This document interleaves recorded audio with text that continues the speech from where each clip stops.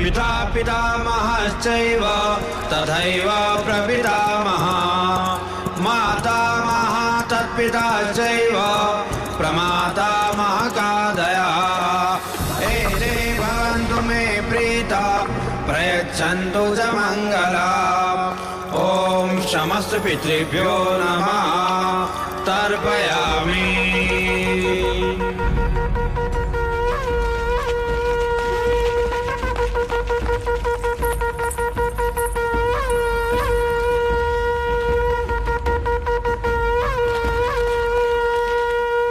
सूर्या, प्रणाम महाराज। तुम यहाँ क्या करे? तुम्हें तो मैंने महादेवी माया के साथ देवदाह भेजा था। जी महाराज, पर देवदाह पहुंचे उससे पहले ही लुम्बिनी वन में। लुम्बिनी वन में क्या हुआ? सूर्या, लुम्बिनी वन में क्या हुआ? महादेवी ने शाह के कुल के युवराज को जन्म दिया है महाराज। क्या? जी जी महाराज।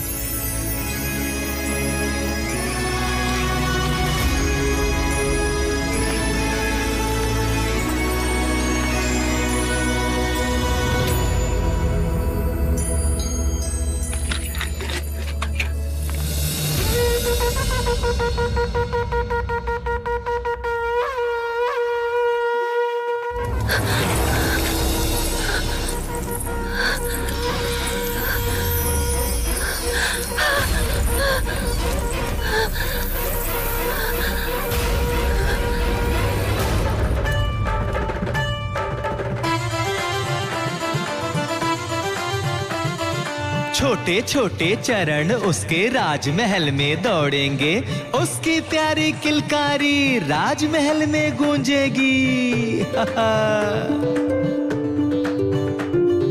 वो जो हंसेगा नगर हंसेगा, उसके साथ जग झूमेगा। कल का सूरज आज ही देखो अपने राज्य में चमकेगा। वह आएगा, वह आएगा। हाँ, पहेलियां मत बुझाओ जी, ये बताओ ना कौन आएगा, कौन आएगा? अपना युवराज आएगा। देवी बधाई हो, युवराज का जन्म हुआ है। महादेवी माया माँ बन गई है।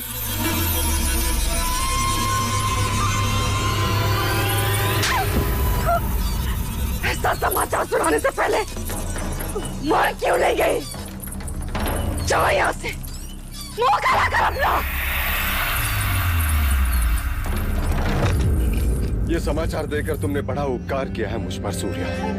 मांगो सूर्या, मांगो मांगो सूर्या, हीरे मांगो, मोती मांगो, राज्य मांगो। आज मुझसे मेरा होना मांगो सूर्या, मांगो सूर्या।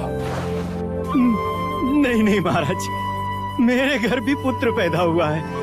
जिस तरह आपने जीवन भर मुझे सारथी बनाकर सेवा का अवसर दिया है, उसी प्रकार मेरे पुत्र चन्ना को भी युवराज का सारथी नियुक्त कर दे बस महाराज। अवश्य ऐसा ही होगा महाराज। अभी तो धन अनुज अनुज मेरा वंश आ गया। हाँ महाराज, मेरा वंश आ गया। द्रोणोधन, द्रोणोधन मेरा तर्पण करने वाला आ गया। मेरा तर्पण करने वाला आ गया। मेरा वंश आ गया। मेरा वंश आ गया। मेरा वंश आ गया। महाराज, आप ये क्या कर रहे हैं महाराज?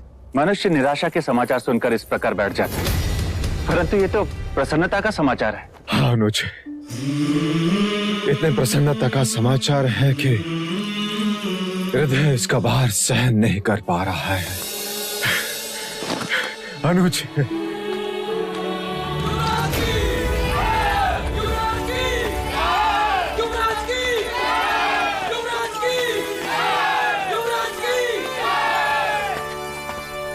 मैं महाराज शुद्धोधन और समस्त शाक्य कुल आप सब प्रजाजनों के आभारी हैं। आप सबकी शुभेच्छा, आशीर्वाद और प्रार्थना के लिए जो आप सब ने हमारे लिए की, वो इसी का फल है जो आज हमें ये दिन देखने का अवसर मिला। हमारे ललाट से निस्संतान होने का दुर्भाग्य मिट गया। आज सारा कपिलवस्तु राज दरबार का अतिथि है। राज्य में 3 दिन तक उत्सव होगा।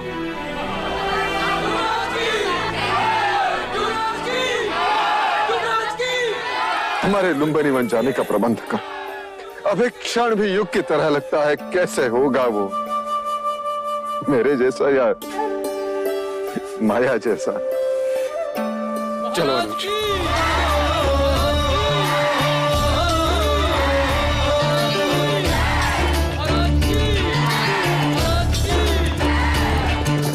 सुख जितना उतना ही दुख है, जितनी रातें उतनी भोर।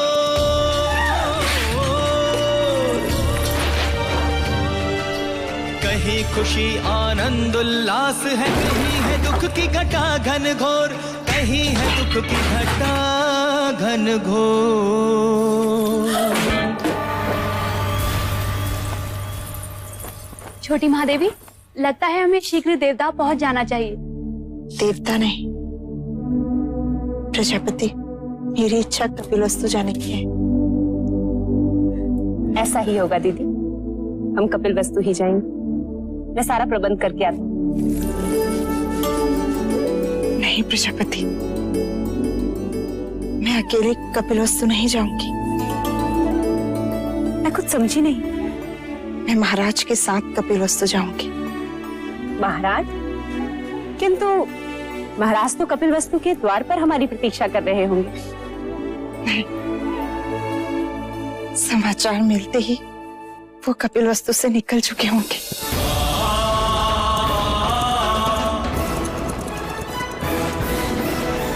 बधाई हो महारानी, बधाई हो। शुभ समाचार है। महाराज कुछ ही घड़ियों में लुम्बिनी पहुंचने वाले हैं।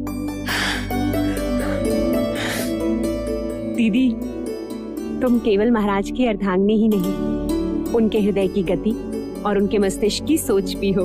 अब मेरा बखान करना छोड़ और महाराज के स्वागत की तैयारी कर। ठीक है, और कुछ? हाँ, इस बार तू 16 श्रृंगार करके महाराज के पास जाएगी, जिससे कि उनकी खुशी दुगनी हो जाए। ठीक है।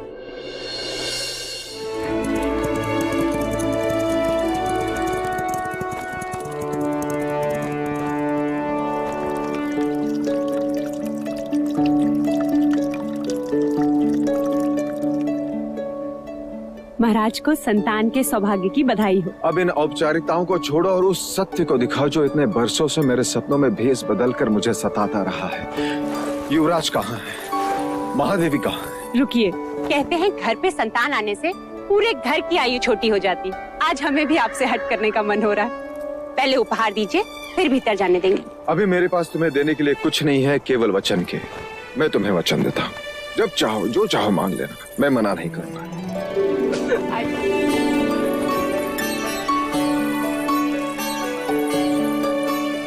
महादेवी को पुत्र की बधाई हो। कैसी हो बाबा? अधूरी थी देव, पूरी हो गई। जन्म सफल हो गया। ये क्या प्रजापति, चंद्रमा आने की सूचना दी और बादल भी घेर दिए। ये चंद्रमा तो अब 30 दिन बाद ही दिखेगा देव, ऐसा शास्त्रों का निर्देश है। शास्त्रों का निर्देश में कभी समझ नहीं पाया देवी, कभी समझ नहीं पाया। तो मैं समझा देती हूँ देव। कहते हैं प्रसूति के बाद स्त्री दुर्बल हो जाती है और पुरुष मिलन के लिए आतुर। पति पत्नी को ना सताए और आने वाले संतान के साथ माँ का एक रिश्ता बने। इसलिए 30 दिनों तक माँ और संतान दोनों को अकेले ही रहना चाहिए। ऐसा वैदिक विज्ञान और ब्राह्मण दोनों ही कहते हैं। ठीक है, मैं उसे देख नहीं सकता, कम से कम उसे छू तो सकता हूँ। अवश्य।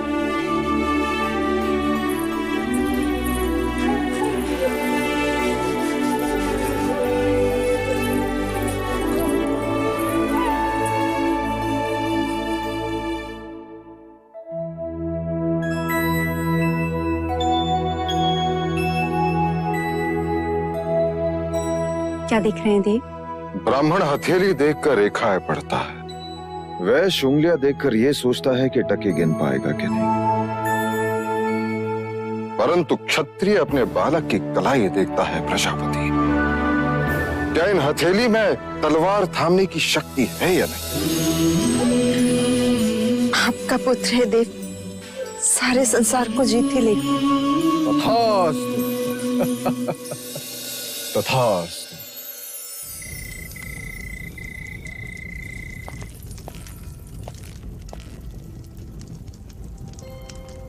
सुबह से द्वार नहीं खुले हैं।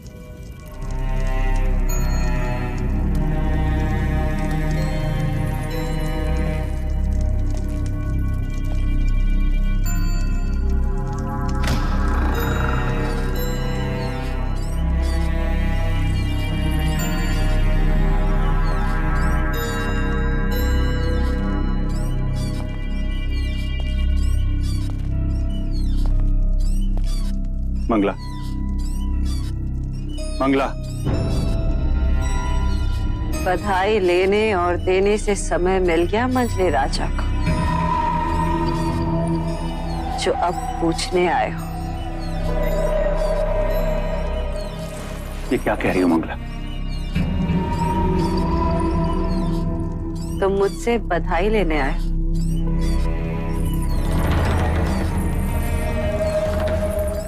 लो, मैं भी कह देती हूँ, बधाई हो आर्य, इस राजमहल को युवराज की और तुम्हें देवदत्त की बर्बादी की। ये सब क्या? हाँ, सारे नगर में हर्षोल्लास है। यदि महल में किसी को भी ज्ञात हो गया कि तुम प्रसन्न नहीं हो, तो वो क्या सोचेंगे? वो क्या सोचेंगे? क्या समझेंगे? सपने मेरे टूटे हैं यार। राजगद्दी तो देवदत्त के हथेली से छीनी गई है। क्या कुछ नहीं किया मैंने, परंतु सब व्यर्थ। कपट के कंचे बिछाए, बच गए। गोद भराई के दिन विष मिलाया, फिर भी बच गई। क्या बोले जा रही हो? देवता ने हथियारों को रखा, जिससे सारे प्रश्न ही समाप्त हो जाते, परंतु वो तो वही के वही प्रतीक्षा करते रह गए।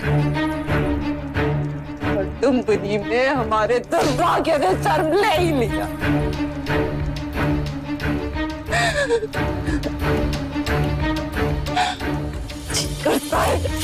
सारे राज में आग लगा देंगे। छोड़ दो, छोड़ो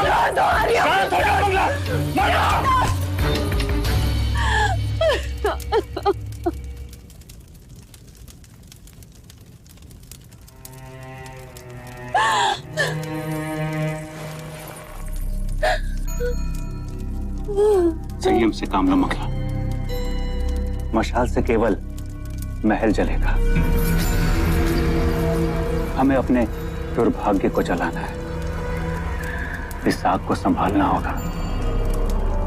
जाओ और जाकर स्वागत की तैयारी करो और आरती के दिए जलाओ।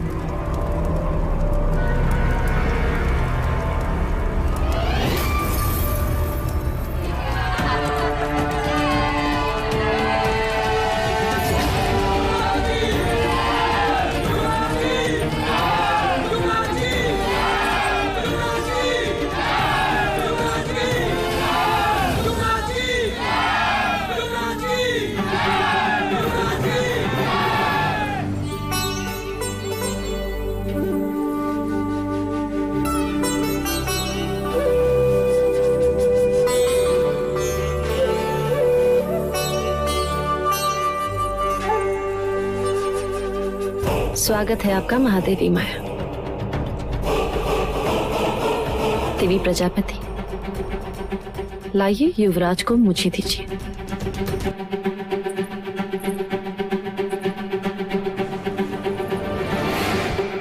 बिल्कुल आप पर गए हैं, वही आंखें,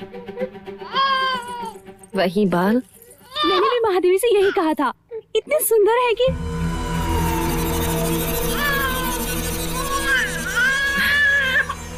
आइए ना।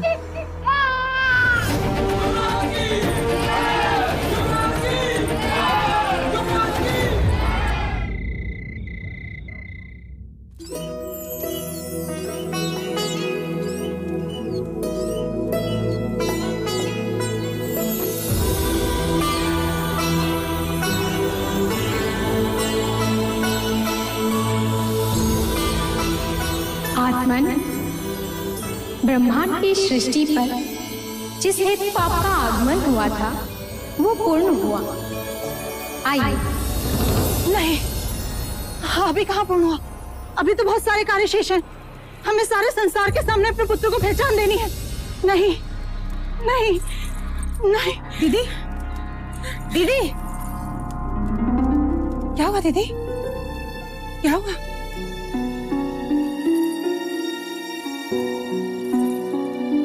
क्या हुआ? आप ठीक तो हैं? एक कार्य याद आ गया। महाराज से कहकर देवता भैया को आमंत्रण भेज, जिससे वो अमिता को भेज दे। आमंत्रण? बच्चे के नामकरण के समय बुआ का होना जरूरी होता है और शास्त्रों के अनुसार 5वें दिन ही बच्चे का नामकरण होता है। ठीक है दीदी, जैसा आप कहें। हमें सारे संसार के सामने अपने पुत्र को उसका नाम देना है।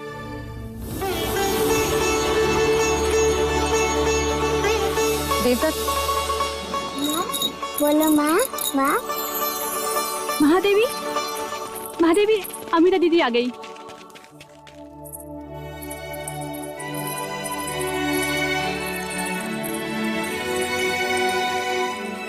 कैसी हो अमिता दीदी? मैं बिल्कुल ठीक हूँ। अरे अमिता, ये क्या?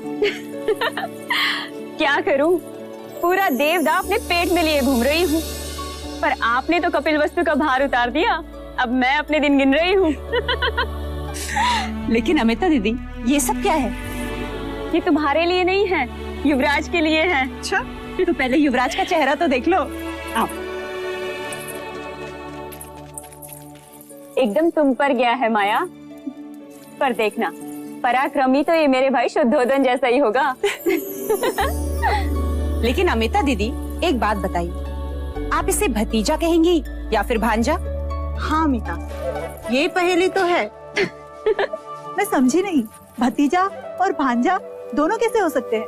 महादेवी अमिता महाराज शुद्धोदन की बहन है, इसलिए युवराज की बुआ हुई या नहीं। और महादेवी अमिता का ब्याह कोलिये कुल के महाराज दंडपानी के साथ हुआ है, जो हमारी महादेवी माया और प्रजापति के भाई हैं। अर्थात महादेवी अमिता युवराज की मामी भी तो हुई ना। ये पहेली तो मैं अभी सुलझा देती हूँ। जब मैं कपिल वस्तु आऊंगी तो ये मेरा भतीजा होगा, और जब ये देवगा आएगा तो मैं इसे अपना भांजा कहूंगी। आओ अमिता बुआ, हमारे युवराज को उनकी पहचान दो, ताकि उनकी कुंडली पर उनका नाम लिखा जाए।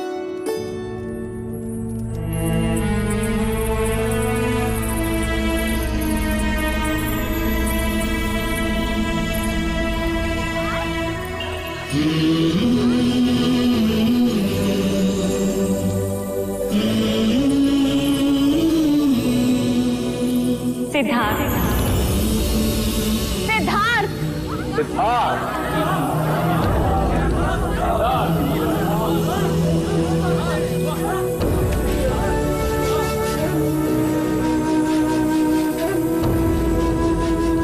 अब हम सिद्धार्थ का भविष्य सुनना चाहते हैं कुलगुरु। युवराज की कुंडली समस्त जातकों से अलग है राजन। यह एक बहुत बड़े योद्धा का संकेत करती है। तीव्र, ताकतवर, विजेता, सम्राट, चक्रवर्ती, तो दूजी और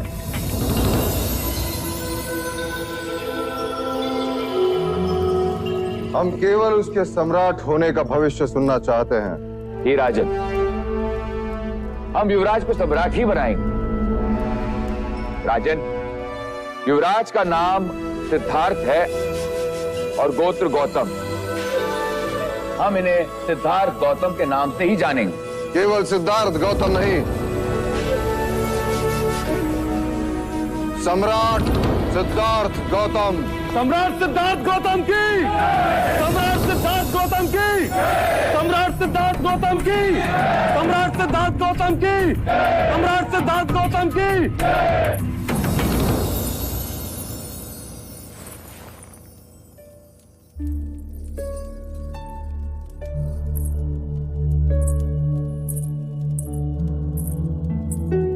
दीदी, अब आप आराम करो, कोई भी आवश्यकता हो तो मुझे आवाज लगा।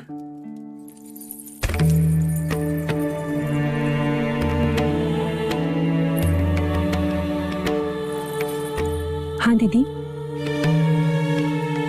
आज तेरे कारण ही नामकरण संपन्न हो पाया।